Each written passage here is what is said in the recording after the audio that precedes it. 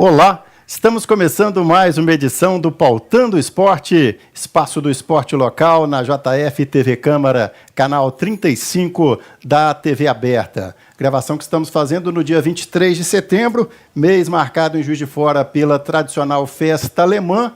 E a nossa convidada hoje é a doutora em estudos de lazer e esporte pela UFMG, professora Jaqueline Lisboa, que tem uma pesquisa muito interessante, algumas pesquisas, e hoje nesse Pautando Esporte a gente vai falar das atividades esportivas e de lazer nas cervejarias germânicas e teuto-brasileiras. A história das cervejarias de Juiz de Fora, que também conta a história do esporte de Juiz de Fora, de muitas modalidades. Fala um pouquinho aí desse trabalho, que é de 1885, fruto da pesquisa, até 1945. Isso, a pesquisa, né, minha tese de doutorado, ela focou os divertimentos em Juiz de Fora, que eram realizados nos parques das cervejarias por volta de 1885, indo mais ou menos até 1945, né? E foi motivada, né, essa pesquisa por pesquisas já realizadas anteriormente, onde eu percebi uma movimentação social muito grande dentro dos parques das cervejarias que foram fundadas aí por imigrantes germânicos e teuto-brasileiros aqui em Juiz de Fora.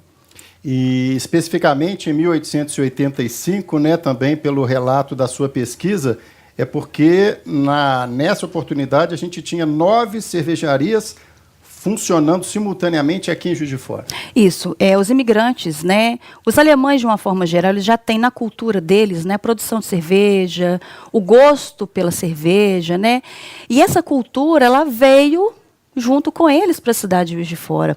Juiz de Fora que recebeu aí, em 2 anos, em 1856, um contingente de imigrantes, uma média de 150 imigrantes para a construção da Estrada União Indústria, que ligaria Juiz de Fora ao Rio de Janeiro, e depois, em 1858, uma outra leva de imigrantes, de um número maior, em média de 1.200 pessoas, que vieram para formar a colônia Dom Pedro II, que hoje é atualmente os bairros São Pedro, né, o bairro Fábrica, que foi a primeira, que é a colônia de baixo, chamada colônia de baixo, a colônia de cima, a colônia de São Pedro, e a colônia do meio, hoje, onde conhecemos como bairro Borboleta.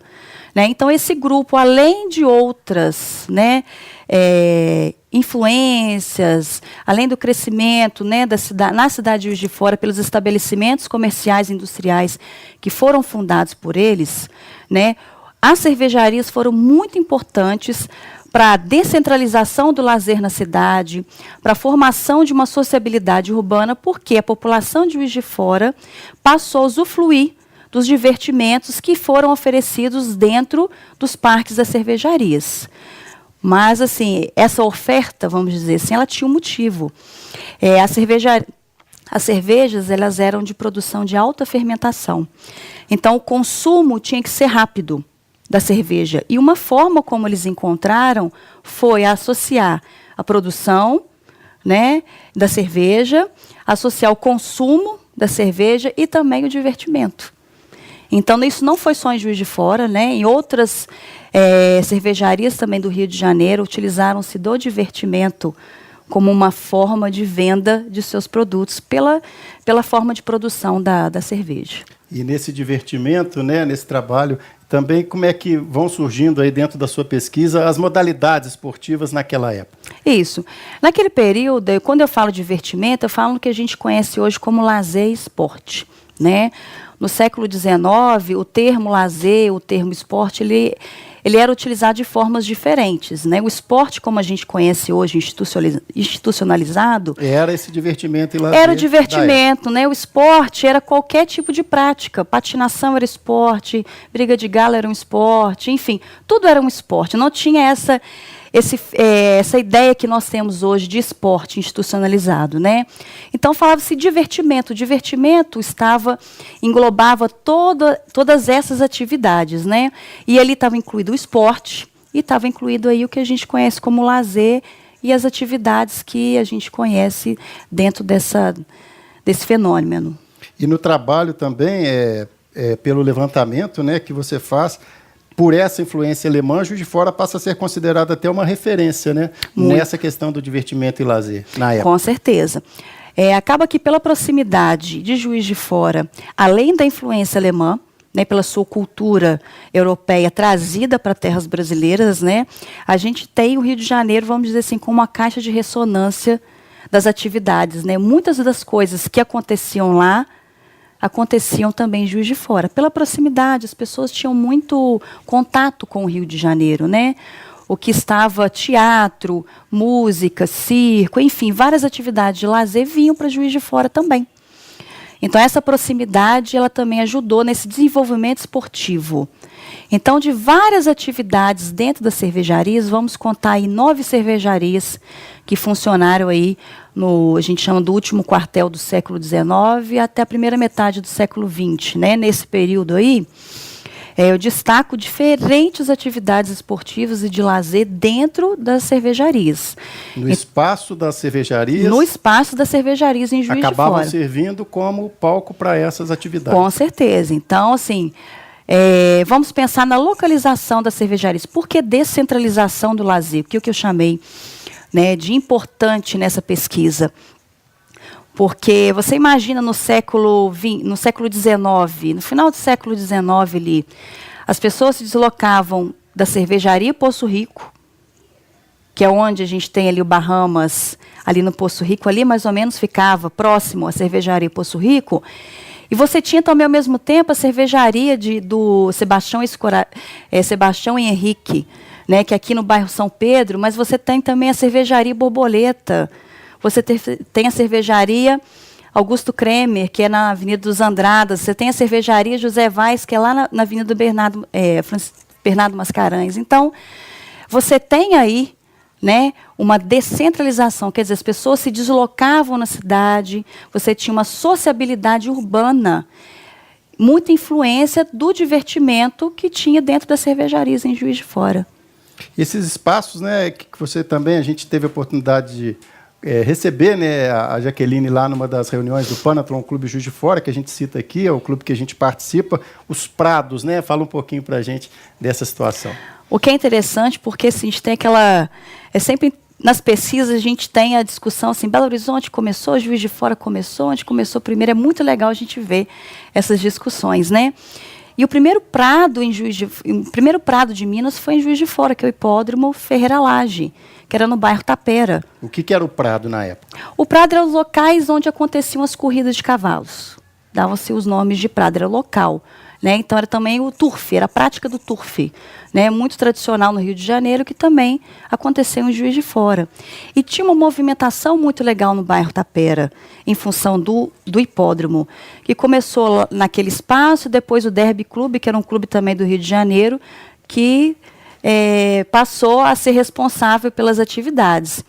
Então, o que é interessante, depois você vê nos jornais da cidade como era a divulgação das corridas que aconteciam, né? Primeiro no hipódromo e depois no Prado, Prado Mineiro, depois virou Prado Juiz de Fora. Então, no trabalho feito, chegou-se à conclusão que o primeiro Prado foi em Juiz de Fora, o hipódromo Ferreira Lage, é em Juiz de Fora. Se eu não me engano, é 1889, 1887. Agora eu não me recordo a data correta.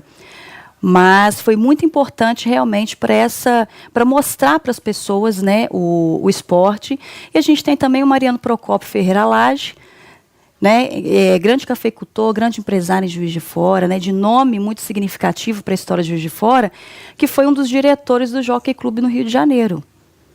Então, o hipódromo também foi muito... O nome dado foi uma forma também de valorizar, né, de lembrar também do Mariano Procópio Ferreira Lage. E tem uma referência também de uma corrida promovida em Juiz de Fora que acabou chamando sua atenção na pesquisa na época, em 1900 e década de 30? Aí tem... Falando do Prado, né, é interessante a gente pensar, por exemplo, nas corridas, né?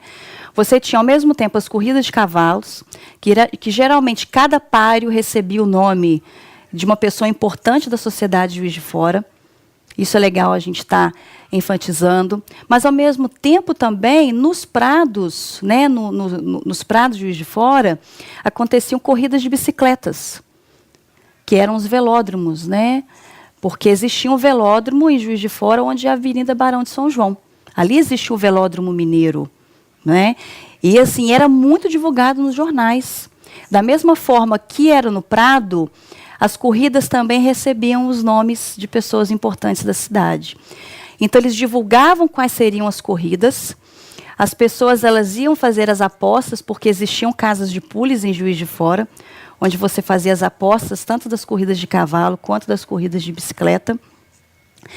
E até chegou uma hora que a Juiz de Fora, as autoridades se preocupavam com essas casas de apostas, né? Criaram impostos para as casas de apostas, né? Então, criou realmente um cenário muito interessante para a prática do turf em Juiz de Fora, que era uma prática voltada para a aristocracia, né? Que quem poderia fazer as apostas, quem poderia participar realmente, mas, ao mesmo tempo, as pessoas podiam ir assistir as corridas.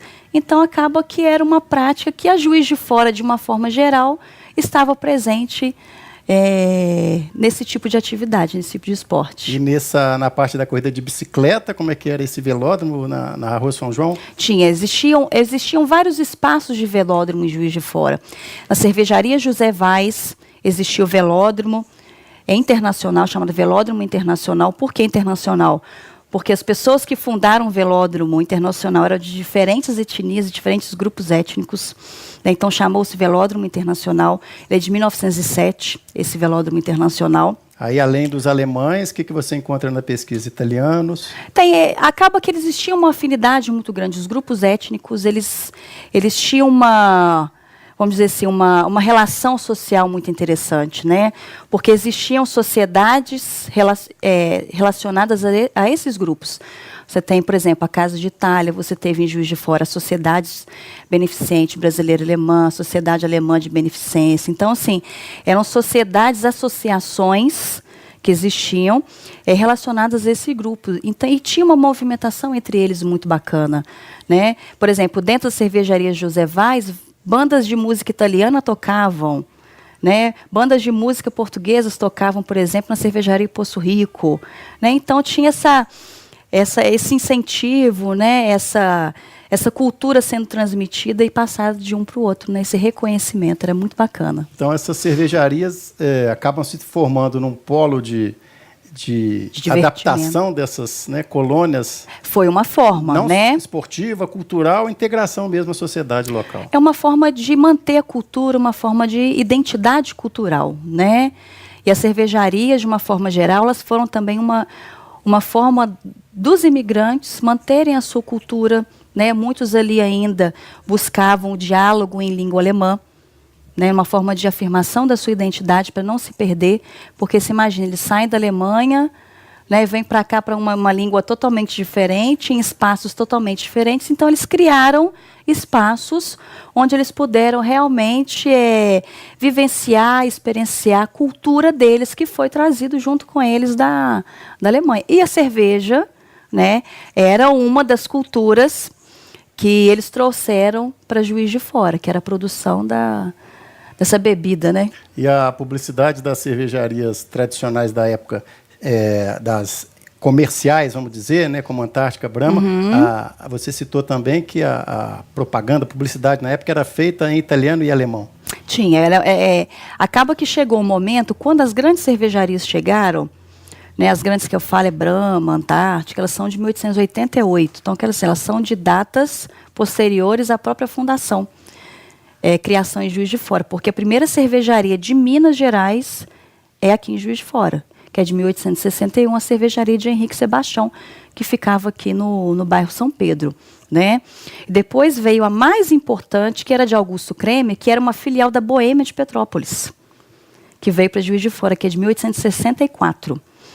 E depois, né, vieram as cervejarias José Vaz, que é de 1879, né, cervejaria Poço Rico, cervejaria Borboleta, a cervejaria de Schubert, a cervejaria Winter, a cervejaria Estrela de Henrique Grise, que ficava na Avenida dos Andradas, né? Enfim, essas cervejarias elas foram num primeiro momento, de uma aceitabilidade muito boa pela população de Juiz de Fora, até mesmo porque o valor delas era um valor inferior às outras marcas que vinham de fora.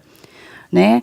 Existiam as marcas internacionais, que as pessoas também tinham paladar para esses tipos de bebidas, mas as cervejarias de origem alemã, né, as cervejarias mais artesanais, vamos dizer assim, no primeiro momento, elas não se preocuparam tanto com a propaganda nos jornais, num primeiro momento. Né? Mas os seus nomes eram citados em várias ocasiões.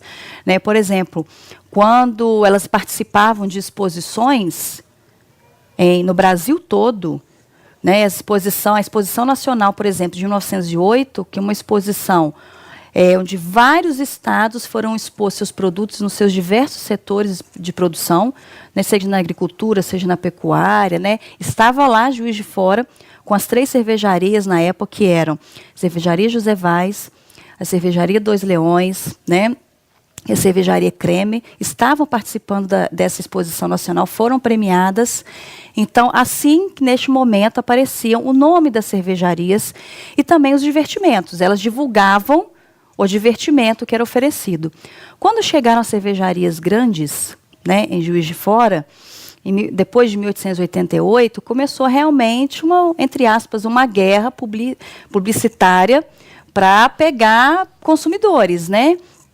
Então, você tem aí, por exemplo, a cervejaria americana, que foi o nome dado, né, a cervejaria Creme, logo após a Primeira Guerra Mundial. Em função da Primeira Guerra Mundial, a cervejaria que antes era Augusto Creme, passou depois para a cervejaria Creme, depois cervejaria Germânia, aí quando veio a Primeira Guerra Mundial, passou a ser cervejaria americana.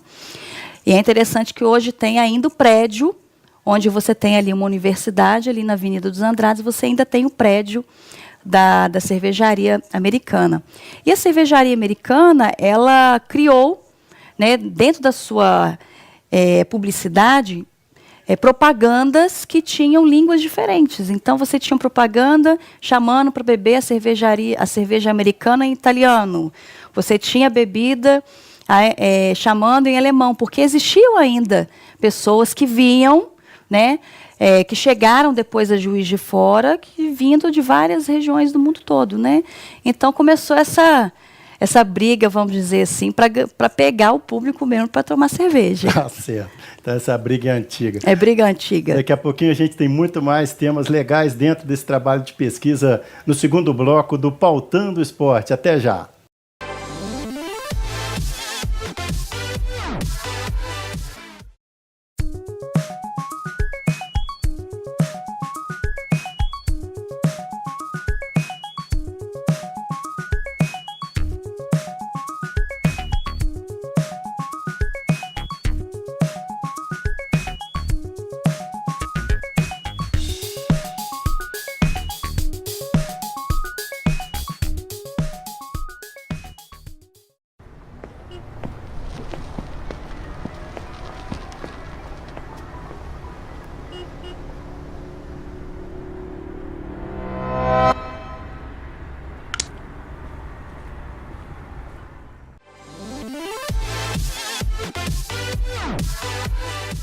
Estamos de volta com o segundo bloco do Pautando Esporte, com a pesquisadora Jaqueline Lisboa, hoje contando um bacana trabalho de pesquisa envolvendo as cervejarias e o esporte de Juiz de Fora, 1880, 1900 é o objeto da pesquisa. E no primeiro bloco, a professora citou a questão de esportes ou modalidades, na época não era nem chamado, era um divertimento e lazer, aristocráticos, né? Como que a população mais carente, Jaqueline, participava também de alguma forma desse processo? Onde que ela se inseria aí nesse período da pesquisa?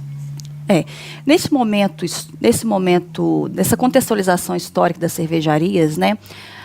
O esporte, esses que eu citei para vocês, eles eram mais voltados para pessoas de classes mais altas.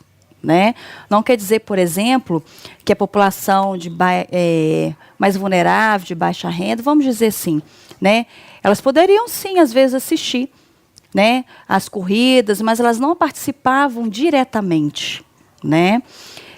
Por exemplo, você Elas não apostavam, né? Não tinha como apostar, elas estavam ali inseridas, né? Iam, por exemplo, às festas que aconteciam às vezes na cervejaria, até mesmo para chamar a população, nos enunciados, às vezes vinha escrito assim, Festa Popular na Cervejaria Dois Leões, que era ali na Rua Botanágua. Então, era uma forma de mostrar, acredito eu, que, olha, é uma festa que todos podem vir. Você pode vir também. Você pode vir que é uma festa.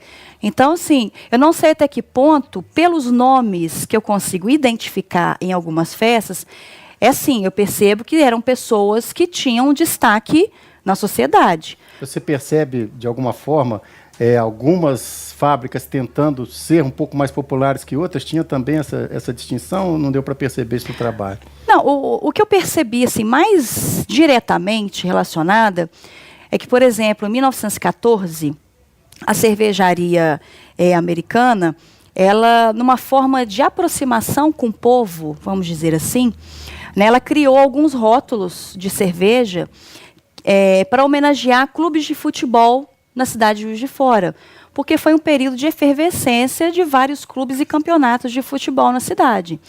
Então, ela criou 4 rótulos em homenagem ao clube Tupi, Tupinambás, o Esporte e também o Renato Dias. Então, até aqui no livro, que foi lançado agora com a Festa Alemã, escrito por mim pelo Salso Del Duca, a gente tem aqui, por exemplo, 4 rótulos que foram criados, né? Aqui está em preto e branco, mas nos rótulos são as cores dos clubes. Então você tem... A gente teve a oportunidade de conversar com o Ricardo, né, Wagner, que é vice-presidente da Liga, citando também o Renato Dias, que é um dos fundadores da já centenária Liga de Futebol de Juiz de Fora. Fala um pouquinho desse livro. Esse livro ele é de bastante, vamos dizer, muito tempo de pesquisa, né? Muitos arquivos, até mesmo em função das guerras, foram perdidos, foram queimados, foram deixados de lado, né? Ao mesmo tempo, você tem as famílias que às vezes não se preocupam em guardar, né, documentos, enfim, tão importantes, mas a gente conseguiu juntar aí informações importantes para a gente compreender a própria formação de Juiz de Fora, porque às vezes a gente pensa na história, pensa na parte econômica, pensa na parte política, mas a gente esquece às vezes que a parte esportiva e a parte de lazer, ela diz muito sobre uma cidade. E Juiz de Fora sempre foi uma cidade esportiva, sempre foi uma cidade voltada para o lazer, para o divertimento das pessoas. Nos jornais de Juiz de Fora, citar o Farol, o Diário Mercantil, o Jornal do Comércio, foi uma gama de atividades muito importantes, muito interessantes também, a se pensar uma Juiz de Fora que foi apelidada de Manchester Mineira, Atenas Mineira, para mostrar também que não só a nível de indústria, Juiz de Fora também foi muito rica a nível esportivo. Esse, então, foi o livro lançado recentemente, né? A gente está fazendo essa gravação em setembro de 2018. Na Festa Alemã. Foi lançado na Festa Alemã. É interessante que toda a renda dele vai ser para a formação do Centro de Memória da Imigração Germânica na cidade, uma forma da gente tentar aí reunir mais elementos para a gente pensar essa Juiz de Fora. Vamos falar um pouquinho das modalidades. Você comentava com a gente um pouquinho antes da gravação a questão do bolão alemão. O que significava esse bolão alemão? Assim como a gente já conversou sobre essa forma de identidade, né, que as cervejarias foram também espaços de manutenção dessa identidade alemã, o bolão foi uma prática esportiva de origem alemã, que em Juiz de Fora, em vários pontos da cidade, analisando os jornais, eu percebo que a população praticou o jogo da bola, que é o bolão alemão. É semelhante ao boliche que a gente conhece hoje, mas a forma é um pouco diferente de se jogar. Mas que a população de Juiz de Fora se apropriou, porque os imigrantes eles passaram dentro das cervejarias a mostrar essa cultura. E as pessoas foram praticando, né? Que era mais uma das modalidades. Era uma das atividades. Nos espaços da cervejaria. Que ficou durante muito tempo. O Kegel Clube, que foi um clube fundado também por pessoas que praticavam o bolão dentro da cervejaria Dois Leões, né? Que passou depois a querer criar um clube, realmente para reforçar mais ainda essa característica, e passou a fazer intercâmbios com vários outros clubes de todo o Brasil, principalmente em Petrópolis, que também tem uma imigração germânica muito, muito forte até hoje, né? A gente tem várias atividades de origem alemã. E o Kegel Clube, que foi um clube fundado em 1919, ele levou aí para Juiz de Fora e para outros lugares um pouco dessa cultura. E também, dentro das cervejarias, né? Dois Leões também. Esse aqui é fruto, né, da dissertação de mestrado, é um livro que foi lançado por mim, professor Carlos Fernando, da Universidade Federal, que foi um dos primeiros clubes de ginástica de origem alemã e de Juiz de Fora também, um dos primeiros clubes, que foi muito importante para essa difusão da ginástica em Juiz de Fora.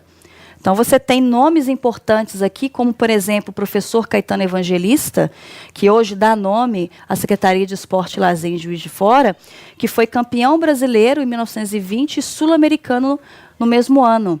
Então, para mostrar a importância desse clube. Né? E na parte esportiva, não somente na ginástica, mas também a pensar, por exemplo, na parte do atletismo, que a Rio Branco ali, onde é hoje o Hemominas, que foi a segunda casa do clube ginástico. A primeira foi a Cervejaria Dois Leões, que era de Carlos Schibler, e depois, em 1913, a Liga Mineira contra a Tuberculose convidou o clube para se instalar no prédio da Liga Mineira, onde hoje a gente conhece ali o Palácio da Saúde e o Hemominas. Ali era um espaço, né, não existia aquela rua que corta, vamos dizer assim, esses dois espaços. Ali era a Liga Mineira contra a tuberculose. Isso. Existia a Liga Mineira e o clube ginástico ali era a casa desse clube.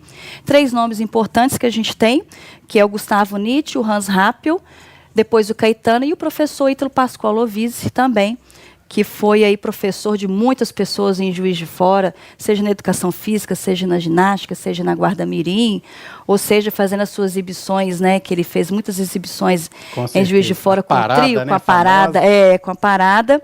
E o basquete era muito forte, muito. Né? A partir de 1923, o clube ele começa a oferecer aos seus associados, né, atividades esportivas como basquetebol e vôlei. E o basquete ele começou a ganhar muitos adeptos dentro desse clube. A própria Juiz de Fora, em alguns momentos, respirava basquetebol. As pessoas iam para os clubes assistir basquetebol, seja no Olímpico, seja no esporte, né, seja nos colégios. Existia um cenário de disputa, pelo que eu vejo nos documentos, muito interessante. Tanto que a rádio PRB3 transmitia as partidas de basquetebol. Né? Os juízes não eram da cidade, tinham que vir juízes de outros lugares para apitar as partidas de basquetebol. Clubes do Rio de Janeiro vinham para disputar com o clube ginástico chamado Turnerschaft, porque, como foi fundado por alemães, os clubes de origem alemã que tinham a prática da ginástica, esse nome, Turnen, vinha desse movimento ginástico lá na Europa. E o basquete, por exemplo, times como Flamengo, Botafogo, Tijuca, Fluminense, vinham para Juiz de Fora disputar aqui diversas partidas. Né? E é interessante que, em 1935, né, o time de Juiz de Fora, você tinha Geraldo Carraca, você tinha Ernesto Evangelista, entre outros nomes, que eram do time de basquete, foram representar Minas Gerais no Campeonato Brasileiro de Basquetebol. E o próprio Caetano Evangelista, que era responsável pela criação desse código do basquetebol pela Federação Mineira de esportes que existiam aqui. Também era uma referência, né? Na época, o basquete de Juiz de Fora era uma referência. Era uma referência. Até estadual e nacional. Com certeza. Você vê aí, por exemplo, os jornais da cidade. Hoje a gente vê, por exemplo, uma capa inteira de futebol. Quando eu, por exemplo, nas pesquisas, eu pegava o Diário Mercantil, uma página inteira falando sobre basquetebol. Então, às vezes, era descrito as partidas, como foi a partida, quem fez os pontos. Você via realmente a narração de uma partida de basquetebol sendo ali divulgada através dos jornais. Isso é muito interessante para a gente pensar em Juiz de Fora. E outras modalidades, você chegou a citar também que nesse trabalho de pesquisa, né, ligado a várias coisas, mas o esporte acabou também atraindo a sua curiosidade, até o boxe também tem registro. Muito registro de boxe, o clube ginástico, por exemplo, né? Eu encontrei poucas informações, mas foi uma modalidade que foi praticada dentro do clube. Os jornais da cidade chegou um momento que divulgavam boxe em Juiz de Fora. Jiu-jitsu também eu consegui encontrar, né? A área de lutas também ela passou a ser muito intensificada nos jornais, pelo menos ali em 1930, 1940, que é bem interessante para a gente pensar o andar dessas modalidades hoje, né? Como eu já falei, o velódromo, as bicicletas também foi uma forma, era um artefato moderno, né? Não eram todos que poderiam aí ter uma bicicleta, mas era um símbolo de modernidade. Ter uma bicicleta na época era... É um símbolo de a bicicleta foi um símbolo de modernidade, né? A velocidade, né? Não eram todos que poderiam ter uma bicicleta. Depois ela passou a ser usada como meio de transporte, ficou mais popular. Mas você pensar ter uma bicicleta, por exemplo, em 1890, em 1900, não era qualquer pessoa, vamos dizer assim, que poderia ter uma bicicleta, né? E o tiro ao alvo foi uma prática comum também em Juiz de Fora, né? Dentro da cervejaria, ela veio de uma forma mais intensificada na cervejaria José Vaz, pelo seu espaço, que era uma das cervejarias que tinha um espaço aberto maior, se comparado com as outras cervejarias. A José Vaz, ela ficou muito no imaginário, né? Assim, Chopinho, muita gente soda, comenta, lembra? Por que você acha que essa José Vaz ficou mais marcada, assim? As pessoas mais antigas que a gente conversa sempre encaixam a José Vaz. Acaba aqui em função da memória, porque é uma das que mais, vamos dizer assim, sobreviveram em Juiz de Fora. Além do sabor, né, o chopinho, muitas pessoas lembram aquela garrafinha preta, pequenininha. Volta e meia quem fala, tá boa essa cerveja, mas não tá igual o chopinho José Vaz, a soda, né, enfim.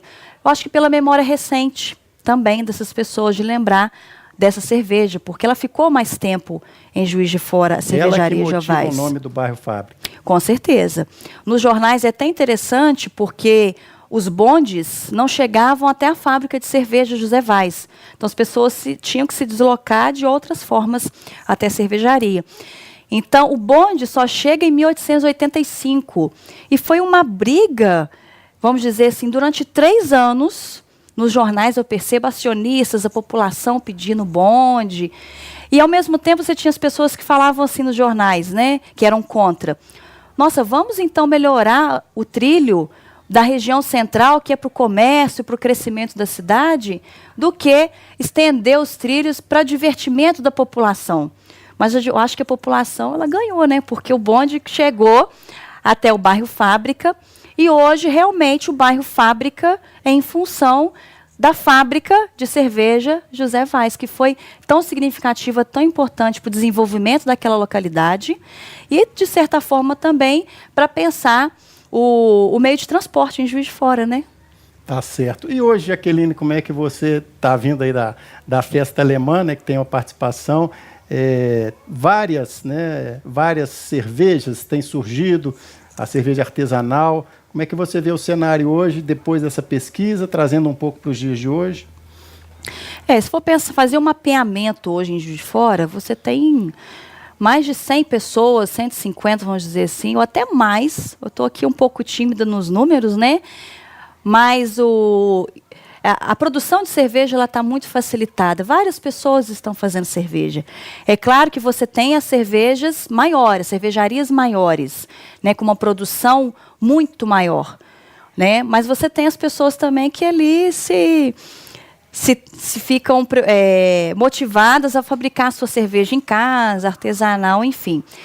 Mas eu percebo, é muito interessante esse retorno dessas cervejarias, né? Pensar que, em 1895, 1900, você tinha aí um cenário, né, das cervejarias muito significativo em Juiz de Fora, e hoje você vê quase um retorno, uma renovação, vamos dizer assim, dessa produção da cerveja em Juiz de Fora. As festas, eu tenho percebido, né, que eles têm incentivado algumas práticas esportivas, até mesmo a nível de patrocínio em Juiz de Fora. Não é a mesma coisa, porque as pessoas não vão para a cervejaria, às vezes, né, a nível de divertimento esportivo. Elas que vão aos eventos. Né, elas que vão aos eventos, né, eu acho que houve uma inversão, mas não deixa de ter a sua importância para pensar essa Juiz de Fora mesmo no seu mercado hoje financeiro, no seu mercado econômico, que movimenta muito, as cervejarias hoje movimentam muito Juiz de Fora. A nível turístico também, né, muitas pessoas vêm porque já reconhecem as cervejarias em Juiz de Fora, mas a nível esportivo eu creio que ainda vai ter bons frutos aí pela frente. Tá certo, Jaqueline. A gente agradece muito a sua presença aqui. Parabéns pelo trabalho. Obrigada. Eu que agradeço. Foi o Pautando Esporte com a pesquisadora Jaqueline Lisboa. E assim a gente vai encerrando mais uma edição. Claro que esse tema renderia aí outros programas. A cada tema, a cada motivação, a gente vai percebendo dados bem interessantes, não só do esporte, mas desse trabalho maior envolvendo um período de 1885 a 1945. Com apoio do Centro de Futebol Zico Juiz de Fora, palco das nossas gravações, Plask e Perrou Embalagens, estamos encerrando mais uma edição do Pautando o Esporte. Até a próxima!